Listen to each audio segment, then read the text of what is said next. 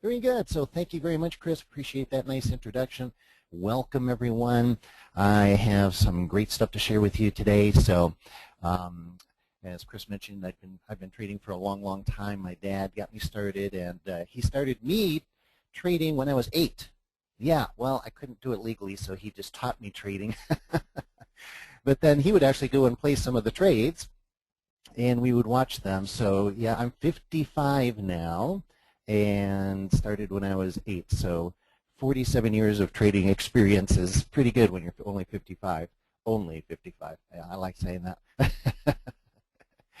But anyway, so the nice thing about that is in that kind of period of time you see a lot of things happen in the market. I've seen a lot of changes in technology, and you also see a lot of dramatic things happen in the market that newer traders might think are unique and unusual, but when you've been around for 4 decades, you've seen it before, and you realize that these things are chaos. Even chaos is part of the system of nature, and so you learn to prepare for it and to be very risk adverse and very protective and hedging positions and so forth. So anyway, today what I'm going to share with you is over all those years I've learned and been exposed to many, many, many different types of trading methodologies.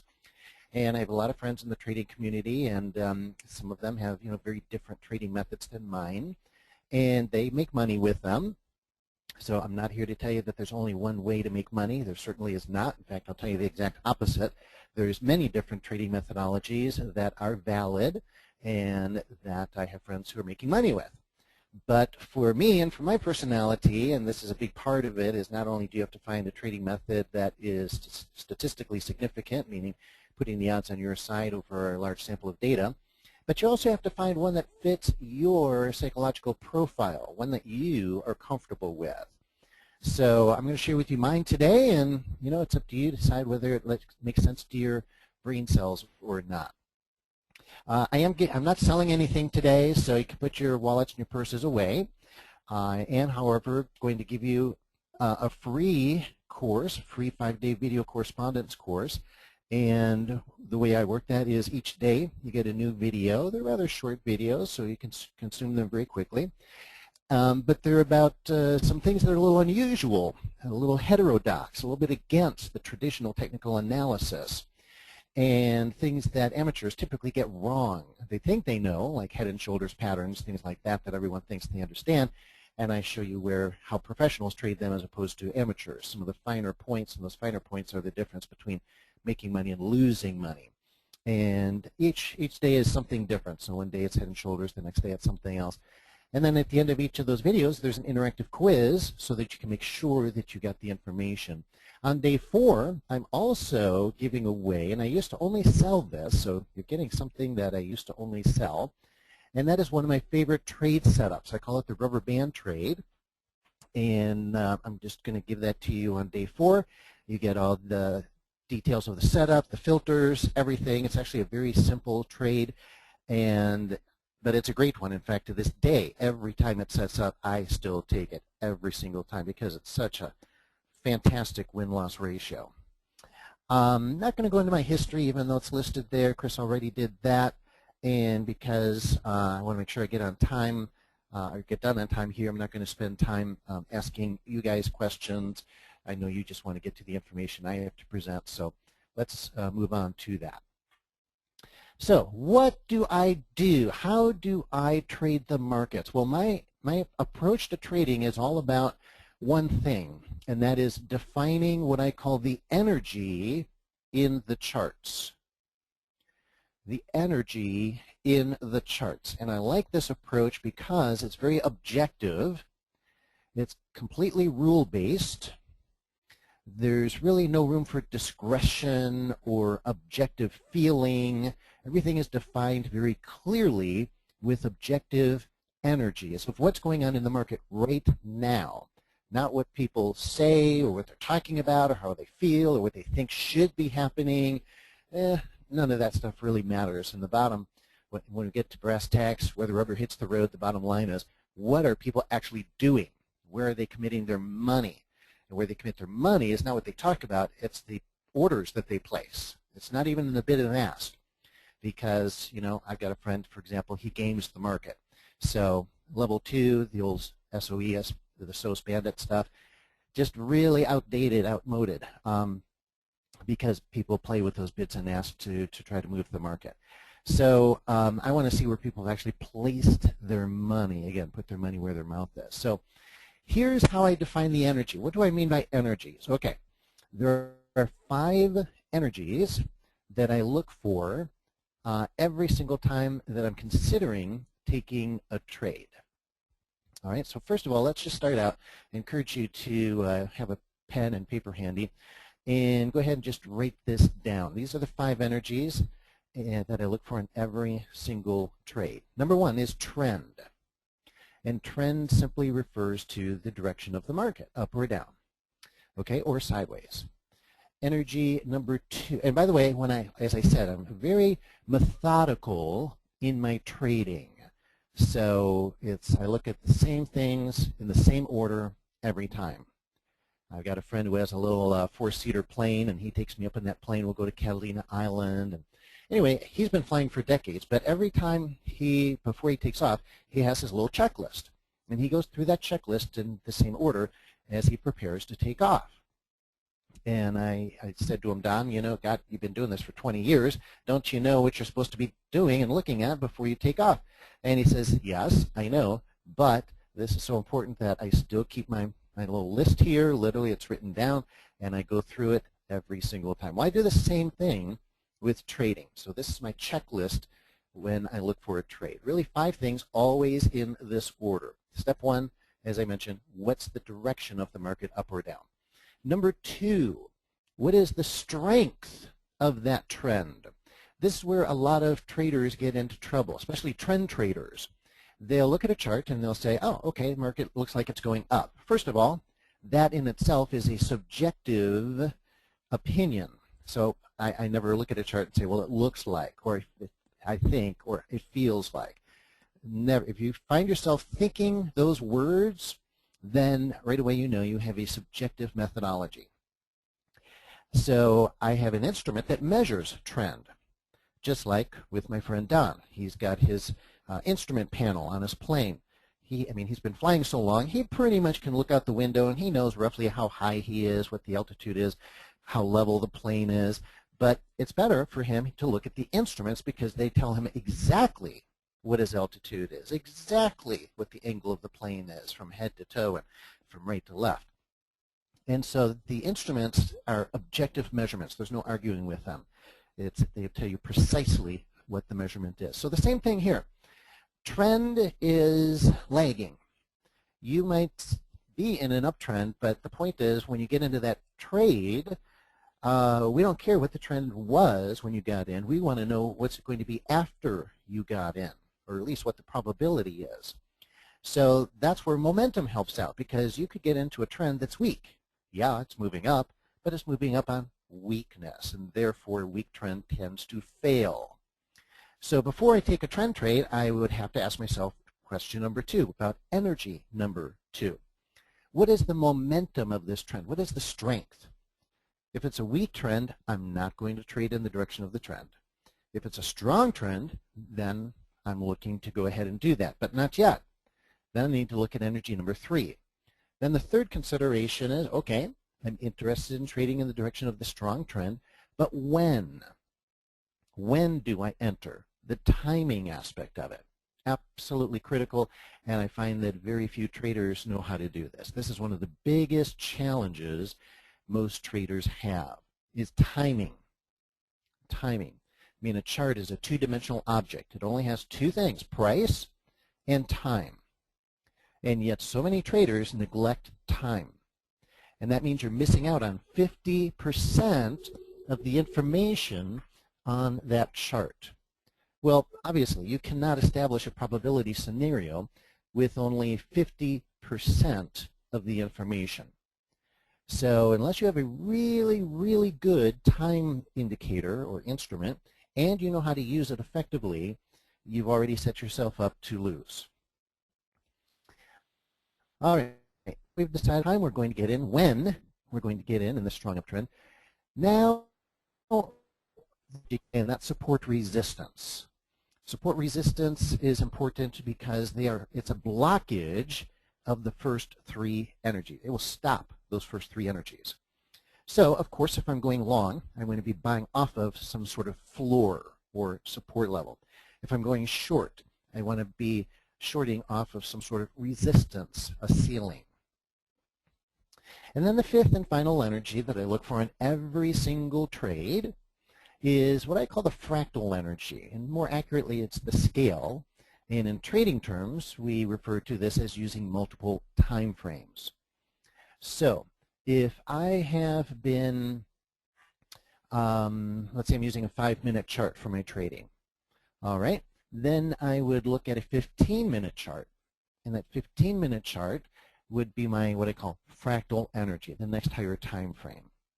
And I call that my confirmation chart or my filter chart. It either confirms for me to take the trade setup on the shorter term time frame, or if it doesn't confirm, it filters me out of taking an otherwise good-looking trade on the short-term time frame. And that's it. That's all I'm looking for, is those 5 energies. Now, as I said, I need some instruments, objective instruments, to measure this for me. So real briefly, for trends, I use a moving average. For momentum, of course, momentum indicator. For cycles, I use an oscillator. For support resistance, I use previous cycle highs and lows, previous wave highs and lows, floor trader pivots in Fibonacci levels. And for the fractal energy, the next higher time frame, I use a 3-to-1 ratio. So as I said, if I'm trading a 5-minute chart, looking for my setups there, then my next higher time frame, my fractal chart, would be a 15-minute chart. On the E-minis, if I'm trading the E-minis, I'll often use a 1,000-tick chart for my setups, and then a 3,000-tick chart for my confirmation. So 3-to-1 ratio. Now, the reason for doing all of this is one thing.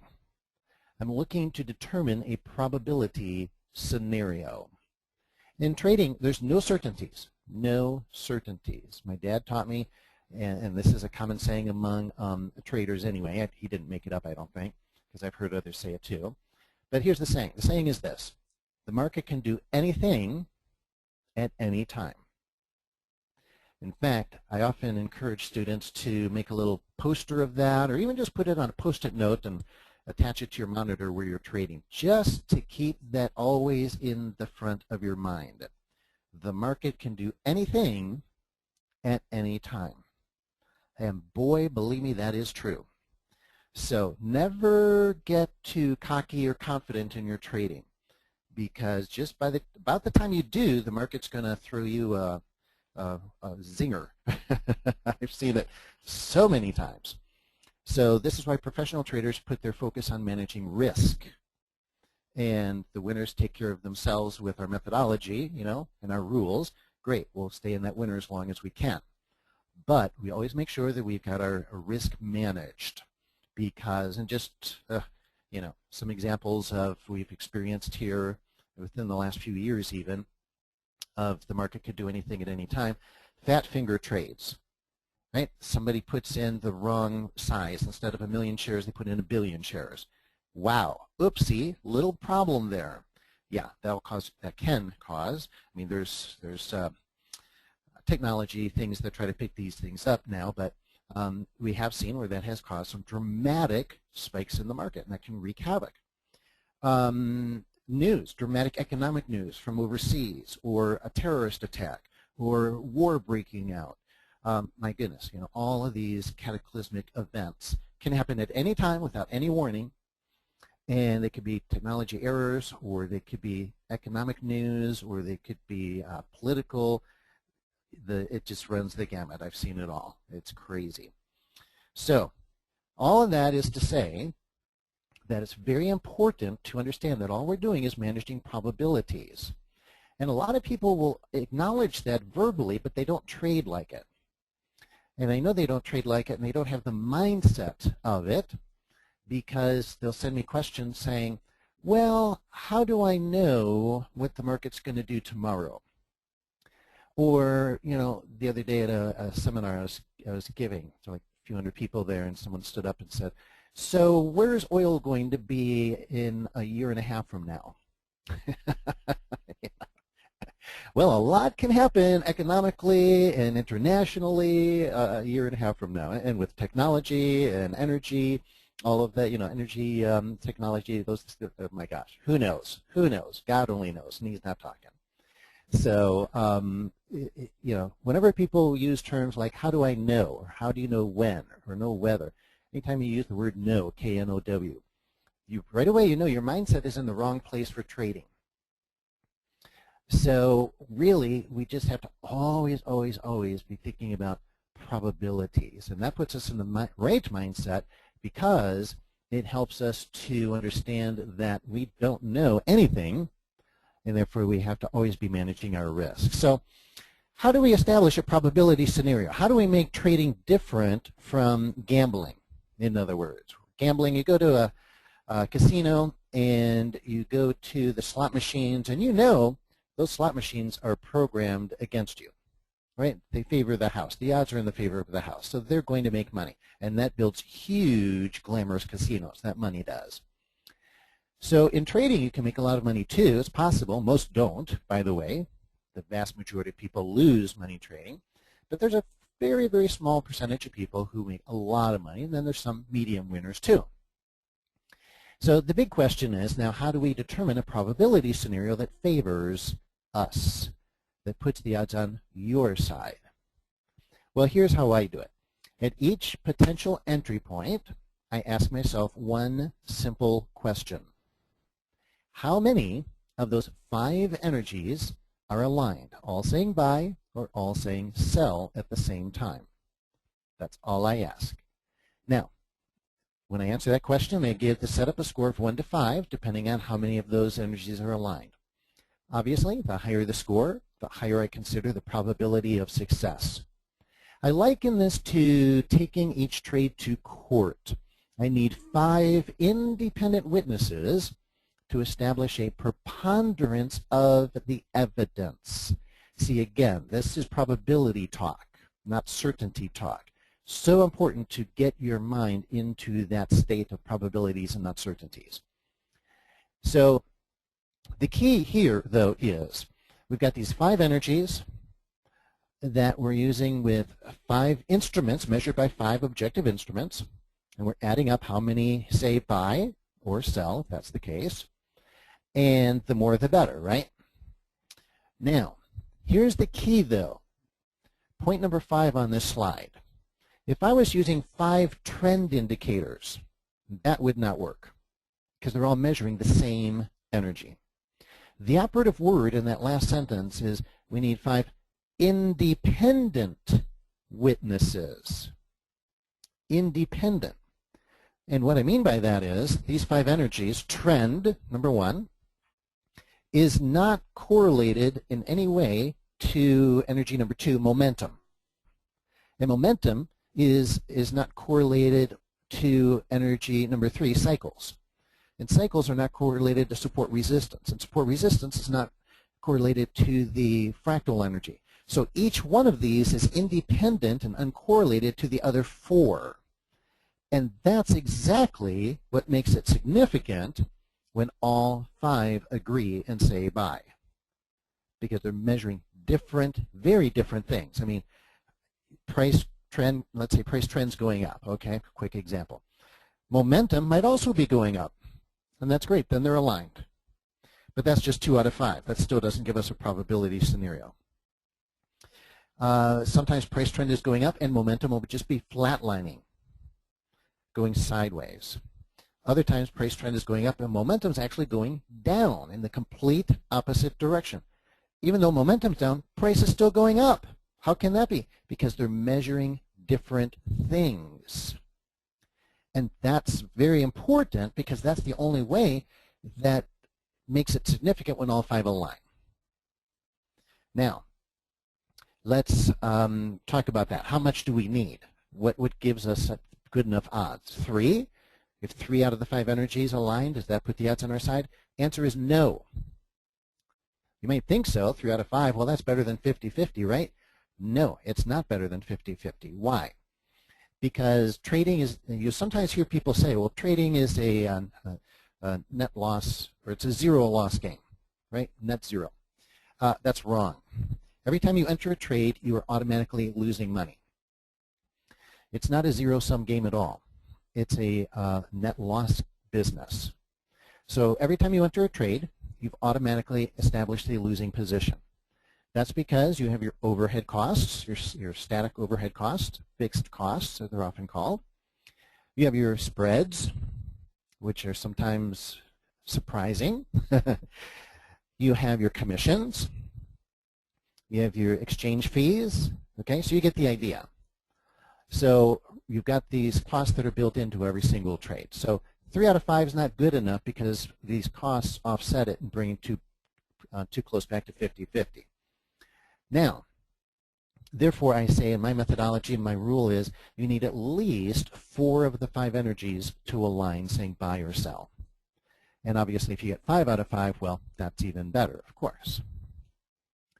Okay, now let's go through these 5 energies again. I see some people are asking for me to repeat those 5 energies. I have been going a little fast here just because this is normally an hour presentation and I'm squeezing it into 45 minutes. So, but I will go through these energies again right now and I will give you visuals of them. So energy number 1 is trend. For trend, I use the 50-period simple moving average. That's the red line here. The angle of that 50-period simple moving average is the direction of the trend. Now, again, here's a place where I disagree with classic technical analysis. Classic or orthodox technical analysis defines trend as an uptrend would be a higher high and a higher low. A downtrend would be a lower high and a lower low. No, that's wrong. That's wrong. Why do I say so definitively that's wrong? Because when we define a word, we go to a dictionary, and that gives us the definition of words. And the dictionary definition of trend is this: to extend in a general direction. So, if you think about that, the operative words there are extend and general. So to extend in a general direction means a long-term move. So trend refers to a long-term move. Here in this blue ellipse, we have a higher low and a higher high. So is the euro in an uptrend? No, that's not the extended general direction of the market. So I use a 50-period simple moving average for 2 reasons. Number 1, it's well documented, and it's used by many, many, many people. So that and the 200 simple moving average are the 2 most commonly used moving averages. That creates a bit of a self-fulfilling prophecy because masses of people look at them and professional traders look at them as well. And number 2, it is a longer-term measurement, 50 periods, 50 bars. And so that's why we don't want to use, some people say, oh, you should use a shorter-term moving average because it follows price more closely. I don't want it to follow price closely. I can see what price is doing. I want indicators that show me something different than price. Otherwise, I don't need them. So for example here, you might even have someone who says, oh, look, we've got a reverse head and shoulders. There's your left shoulder, there's your head, there's your right shoulder. Wrong. That is not the reverse head and shoulders pattern. But a lot of amateurs will think it is. And so this is great because I fade their trade. I know the direction I'm supposed to be trading is down. 50 MA is down. So therefore, I will short here, I will short here against the amateurs. And they wonder why their trades don't work out. It's because they don't know what they're doing, quite frankly. And that's not to be insulting. That's just a statement of fact. They haven't taken the time. See, professional traders understand that trading is a profession. And it's not get rich quick overnight. So they put a lot of time into it and they learn the nuances. The amateurs miss out on the nuances, and the nuances are where the money is. So yeah, we are taking the opposite side of the amateurs' trades. It's not intentionally to hurt them. There's nothing personal about it. It's just that we're trading correctly and they're not. That's all. So the direction is down, and so that's what we're going to do. And we know that's not a reverse head and shoulders there. In my 5-day video course, I explain why that is. Now, let's go to energy number 2, momentum. All right, here's our 50 MA. Trend is up, higher high, higher low, higher high, higher low. 50 MA is up. How would we know we have a high probability of making money if we buy this low, but not a high probability of making money if we buy that low? Trend in both at that snapshot in time on the hard red edge of the screen right there, trend is up. Direction is up at that snapshot in time, which is what we have to trade, snapshots on the hard red edges of the screen. Okay, so here's the way we would determine the probability of buying those two lows. We have to go to energy number 2, momentum. Remember I said momentum tells you if there's a strong trend or a weak trend. Let me show you how. So this low, we go down here, look at our momentum indicator. We have had a higher high and a higher low on momentum, as well as a higher high and a higher low on price. Here's your zero line for momentum. That means no strength one way or the other.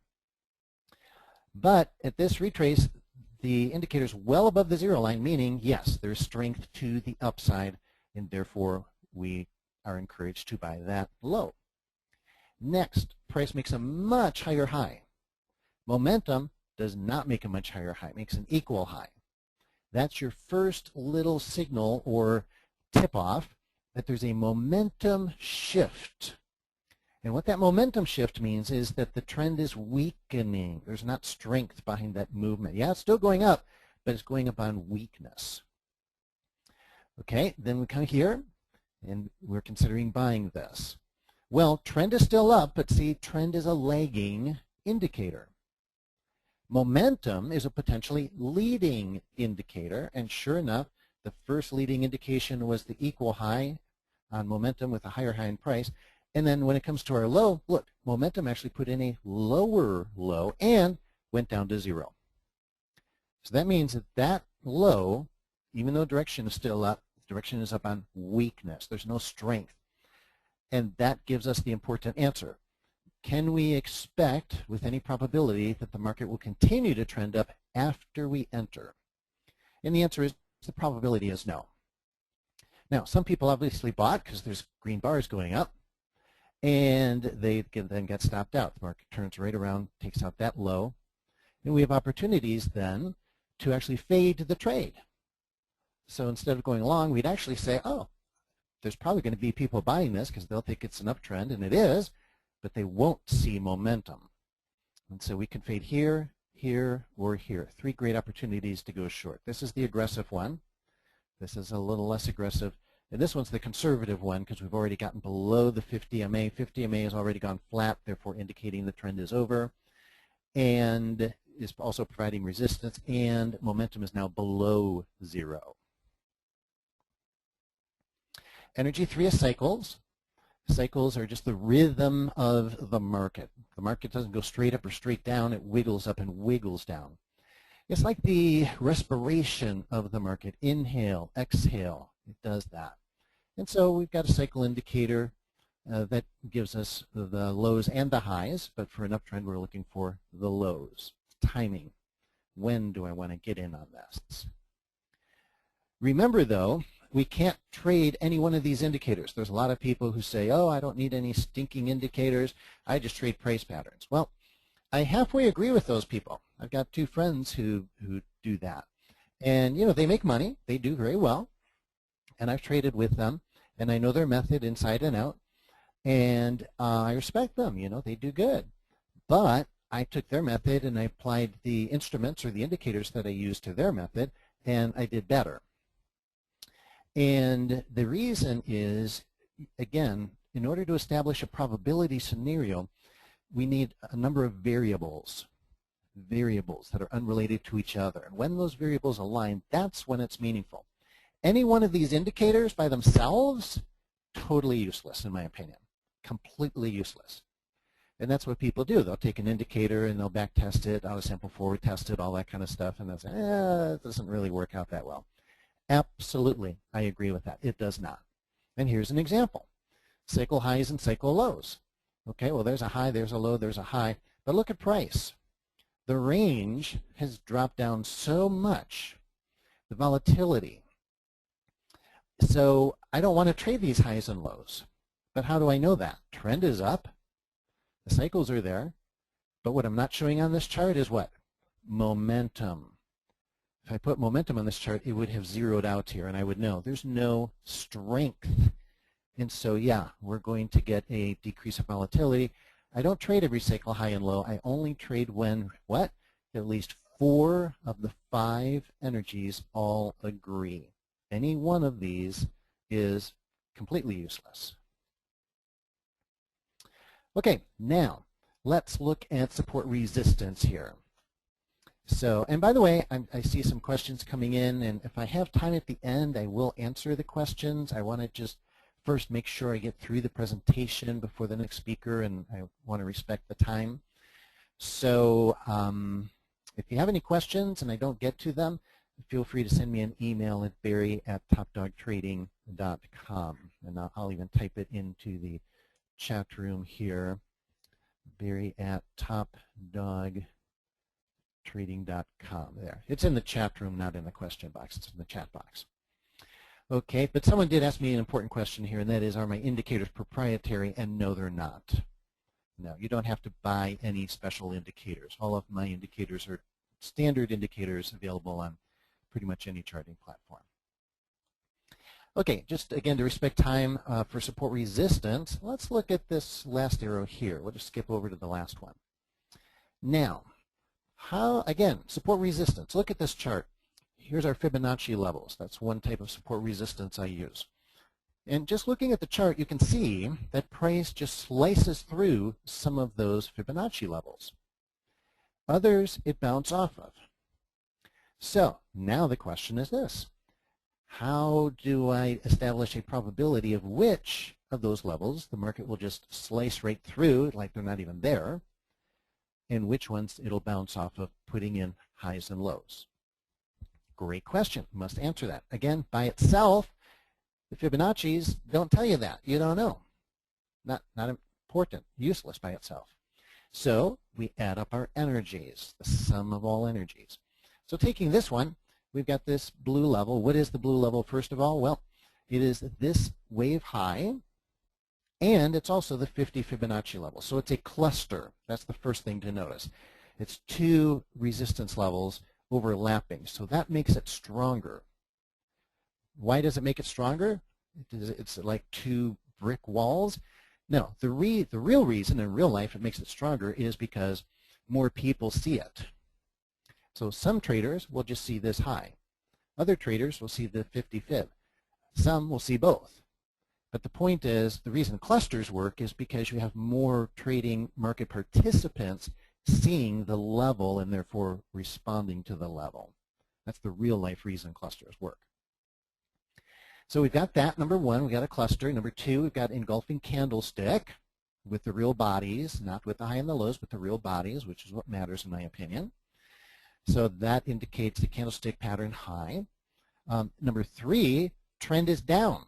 Even though we're above the 50 MA, the 50 MA is angling down. So therefore, again, this is going to be confusing for some people because they'll see a higher low and a higher high. And there'll be people who go along here, and they are not well educated. So in trading, again, not an insult, just a fact. They haven't picked up on enough nuances to be successful. So we know the direction is down. We're looking for shorts, not longs. Then our cycle indicators turned over to say it's time to short. At the same time, we run into a resistance level. That's really what we're looking for. We're looking for the cycle indicator to give us the timing at a support resistance level. And then finally, we're looking for strength. So as you can see, when the market moves down, we pull far below the zero line on the momentum indicator. When the market goes up, it barely gets above the zero line. So weakness going up, strength going down. Put all that together, and it gives us a good trade. And finally, the fractal energy. So the fractal energy, again, just refers to using a longer-term time frame. So here I've got a 100-tick chart for my setup chart and a 300-tick chart for my confirmation. Okay? So we're looking for reasons to enter on our setup chart. Let's look at this. So price is meandering above the 50 MA, then it meanders below the 50 MA. 50 MA is our directional indicator or trend indicator, so now we're looking for shorts. Now, the 50 MA also provides resistance, another one of our energies. Again, engulfing candlestick pattern, topping pattern, cycle high, momentum below 0. So on this chart, we've got 4 energies all saying go short. However, I should say this too. Even though we only need 4 out of 5 energies, one of them must be the fractal energy. We always, always, always need the fractal energy on our side to take the trade.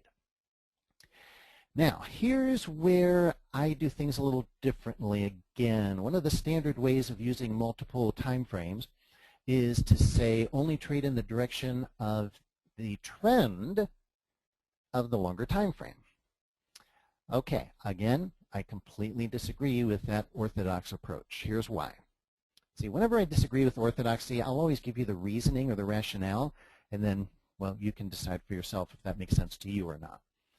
So here's the reason. Number one, we've already shown how trend is a lagging indicator. So that's number one. Number two is we're using an interval on the confirmation chart that's 3 times slower than our setup chart. 100 tick here, 300 tick chart here. So there's only 1 bar here for every 3 bars over here. And that's a bad combination, to use a chart that's 3 times slower and then look to a lagging indicator on that slower chart, such as trend, to confirm your trade. That just makes these two charts too loosely correlated. It's like my first car. Okay, my first car I got was kind of a junker, and it's all I could afford. But I could turn that steering wheel maybe 5 or 10 degrees to the right or left, and the car would not turn at all. It had that play. They call it having play in the steering wheel. Well, that's what you have here. If you use trend on the little 3 times longer interval chart, there's a lot of play between these two charts. And we don't want that. We want to tighten it up so that when something happens on one chart, it actually causes something on the other chart. It's not meaningless. So the way we tighten it up, obviously we want to use the longer time frame, but we tighten it up by, instead of using the trend indicator to confirm, we use the momentum indicator to confirm. Because remember, momentum is a potentially leading indicator. So that's how it correlates these two charts more tightly together. So I don't care what trend's doing on the longer term time frame, but I will only take a trade in the direction of momentum on the longer time frame. And I also like to make sure cycle's going in that same direction as well. Okay, so my time's almost up, so let's just finish up here, do a little summary. High probability trading, everything works sometimes, nothing works all the time. With your money on the line, you want to know, is there a high probability it will work this time, meaning anytime you're taking a trade. That's what it's all about. The way that we do that is we wait for the alignment of the 5 energies to put the odds on your side. And here it is. You might want to write this sentence down. This is my whole methodology in 1 sentence. It's pretty good. I did a seminar a while back. They flew me out. You know what? I won't even say where it is. It's one of the biggest trading clubs in America. And it's a great club, by the way, really good. So I have nothing bad to say about it, but one of the members of the club, he showed me his trading method, and he wasn't done with it yet, but he was up to 200 pages of rules. I thought, wow, 200 pages of rules, okay? My rules are basically 1 sentence, or at least this is how we summarize the methodology. And I always do it in this order. Number 1, I look at a chart and I ask, what's the trend, up, down, or sideways? Okay, so I decide what direction I want to trade. Number 2, energy number 2, momentum. Is it a strong trend or a weak trend? That helps me determine whether I want to trade in the direction of the trend or fade the trend, or maybe just let that one pass. If it's a strong trend, then I go to step number 3. Okay, when do I want to enter this trade? Then number 4, looking for support or resistance to bounce off of back in the direction of the trend. I'm trading retraces. And then finally, energy number 5, I'm looking for confirmation by the next higher time frame. Not trend, but momentum on the next higher time frame. That's what I'm looking for. Here's a quick example of putting it all together. This will be the last chart. So trend is down, boom, boom, boom, boom, boom. Price pops back up above the 50 MA and retraces for the first time. So let's just count our energies. I'll take you right through it. So trend is on our side, yes, 1, early in a new trend. 2, strong trend or weak trend. Momentum's above the 0 line, strong trend. We've got a score of 2. Okay, number 3, cycle. Yep, cycle indicator comes up and then boom, pops back up. So timing, okay, we got 3 energies, score of 3. Are we bouncing off support back in the direction of the trend? Yep, that red line is our 50 Fibonacci level, so we've got a floor to bounce off of. We've got a score of 4. And finally, number 5, we go to our next higher time frame. Trend is down. Does that keep us out of the trade? No, because momentum is up and cycle is up. Therefore, it confirms the trade. We have a 5 out of 5. The method's very robust. I use the same method for trading stocks, commodities, options, currencies, and futures. I use it for investing, swing trading, and day trading, because all we're doing is putting instruments on the chart, and then whatever market or whatever time frame you put on there, it's measuring the energies of those markets and those time frames. It's actually a very simple method, as you can see. It's very objective. We're pretty much counting to 5. So, as I promised today, nothing to sell, just giving away my free 5-day video correspondence course. 5 days of videos, interactive quizzes at the end of each video. I'm giving away one of my favorite trade setups. That's on day 4 of the 5 days, called the rubber band trade. And you can get that at topdogtrading.com/free.html. And my email's there too if you want to write me, and if you have any questions. Since we're out of time, we don't have time for questions today. I'm sorry about that, but I will be happy to answer any questions via email.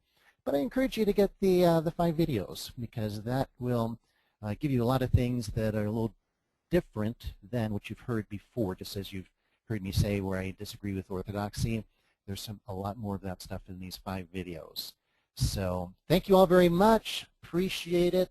You guys have been great, and I'll have 4 more great speakers coming up, so listen attentively. This is a great gift that we're getting today, and I'm excited about it. So thank you, everybody, and happy trades.